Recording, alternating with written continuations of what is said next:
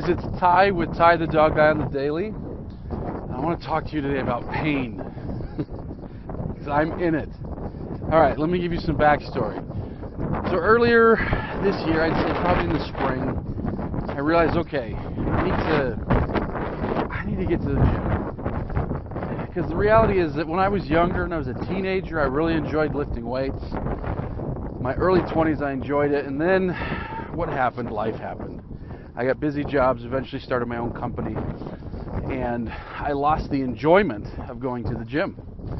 And so earlier this year I said, you know what, whether or not I like it, I need it. And so starting in the spring I started going, and I would go 3 to 5 times a week, and I would lift weights, and you know what, I started liking it actually.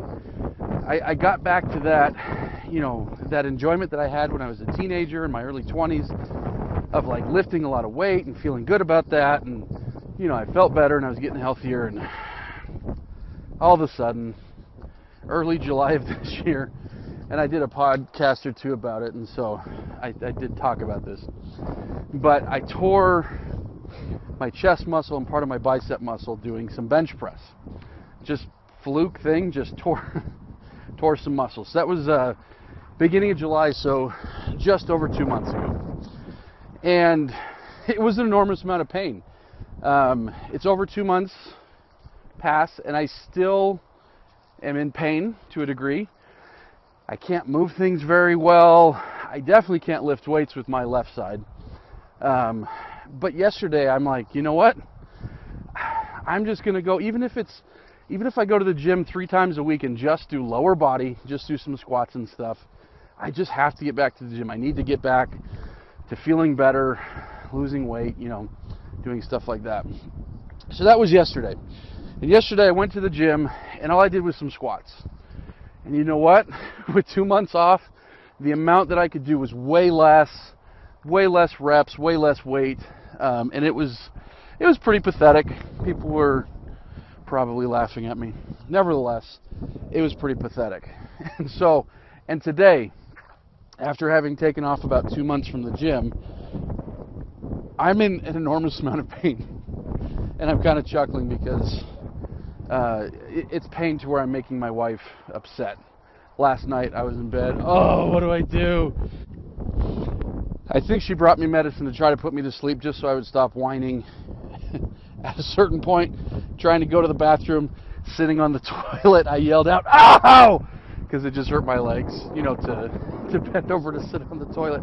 And she comes running like, "What's wrong?" I'm like, "Oh, just my legs hurt." So anyways, I'm annoying the heck out of my wife. But anyways, I'm in like enormous pain from having done lighter squats than I usually could do, less repetitions. And here's the thing, this totally relates to dog training. So, I would see things like, we see folks, for example, and because I've been in business as long as I have, I've seen different cycles. I've seen where I work with one dog and then I work with the family's next dog and sometimes even the family's next dog and stuff like that. And I've seen where I've worked with somebody and then I don't see them for a few years and I see them again to touch up their dog or things like that. And one thing that I've noticed is that if you just have consistency in doing even the little things, making sure your dog's walking properly, making sure your dog waits at doors, stays in his bed when you ask him to, stuff like that. If you just maintain that, you don't experience pain. But what happens is so many folks like I abandoned the gym, like I say, for 2 months. I feel like I had a decent reason just because, I tore a muscle. And up until now, I don't even think I could have squatted because, putting my arm like this to hold the bar would have hurt. But anyways, so even though I feel like maybe I had a good reason for abandoning the gym, now that I'm trying to go back, it's just painful. And so when folks abandon their, when